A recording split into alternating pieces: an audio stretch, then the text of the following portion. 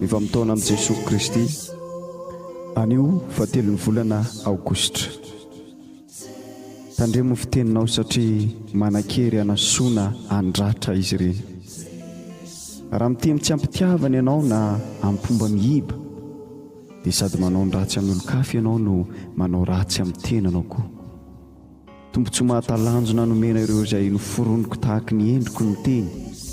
Mila fanampiana ianao mba ho afa mampiasa izany amin'ny mahatompona ndraikitra anao. Mankalaza ny faiza mamaly ny olombelona.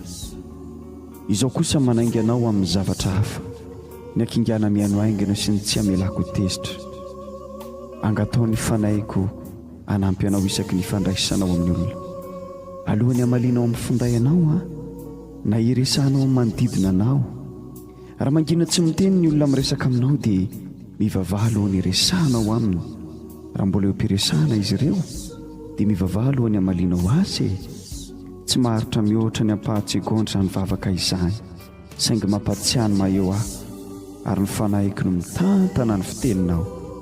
Ho hitanao ny fomba fiteny mendrika isolon-tsikelikely tsy mahomby, ary ho tsikaritao amin'ny fafitolagagana ny alehibe ny fifaliana mitombo vahana trany eo amin'ny fiainanao. Ho abolana 12, ny 19, ny friarian'ny fon'ny olona dia mialoha ny faharavana, fa ny fanetretena kosa mialoha ny voninahitra. Jakoba 1:12.